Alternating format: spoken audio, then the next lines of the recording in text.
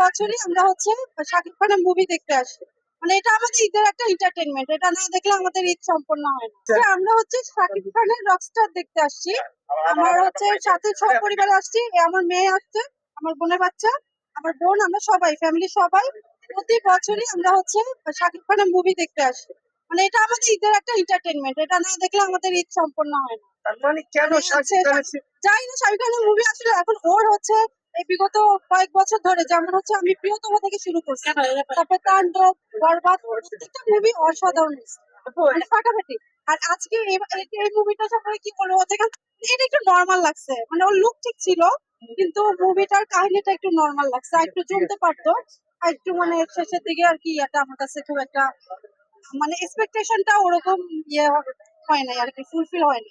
কেন 10-এ 6। আপু কেন আপনার শাকিব খানের সিনেমা না দেখলে ঈদ মনে হয় না, একটু বলবেন? না, ভালো লাগে, মানে এটা একটা উৎসব, মনে হয় কি ঈদে ওর ছবি আসবে, আমরা সবসময় অপেক্ষা করে থাকি, তো হচ্ছে ভালো লাগে। আমাদের মেয়ের কাছে একটু যায়, মনে কেন মনে হয় শাকিব খানের সিনেমা দেখতে হবে? কারণ ওর মুভি আগে দেখতাম না, বাট শাকিব খানের অ্যাক্টিং ভালো, তারপর যে ওর প্রত্যেকটা মুভি অনেক হাই বাজেটে করা হয়, তারপর অনেক মিউজিক ভাবে পাওয়া যায় প্রত্যেকটা মুভি, যেরকম প্রিয়তমা একটু রোমান্টিক ছিল, তারপর একটা ছিল অ্যাকশন, এটা যেরকম আরেকটা মিউজিক ইন্ডাস্ট্রি নিয়ে এরকম ডিফারেন্ট। আর শাকিব খানের আবার মুভ কেমন লেগেছে? প্রত্যেকটা মুভি ভালো ছিল। এর আগে কোন সিনেমা দেখা হয়েছে শাকিব খানের? বরবাদ, তুফান, প্রিয়তম, আমরা এই কটাই দেখছি, এর আগে কখনো দেখতাম না আসলে।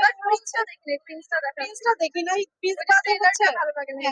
আমরা এটার হচ্ছে কি, এটার মুভিটার গান ভালো ছিল, গানগুলো কিন্তু খুব ভালো ছিল, প্রত্যেকটা মিউজিক গান ভালো ছিল, ওর লুক ভালো ছিল।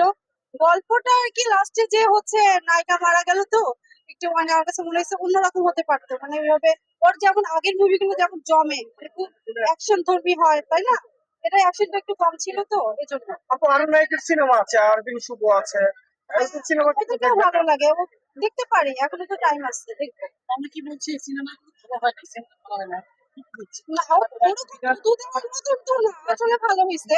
এখন যদি ওই কথার কথা হচ্ছে আগের গুলো যেমন ভালো হয়েছে, অতটা মানে ইয়া হয় না। স্টোরিটা একটু ফ্ল্যাট হয়ে গেছে, ইন্টারভালের আগ পর্যন্ত ঠিক ছিল, বাট ইন্টারভালের পর থেকে স্টোরিটা ফ্ল্যাট হয়েছে। আর যে উত্থান পতনটা দেখাইছে ওইটা অত মানে ভালো ছিল না, ওরকম মানে বোঝা যায় এন্ডিংটাকে এন্ডিং মনে হয়। এখন কেন মনে হয় শুধু শাকিব খানের সিনেমা দেখতে হবে, অন্যগুলো কেন না দেখতে না, হবে না? সিয়ামেরটাও দেখি। আমরা হচ্ছে অনেক ফ্যান, আমাদের সব ফ্যামিলি সবাই।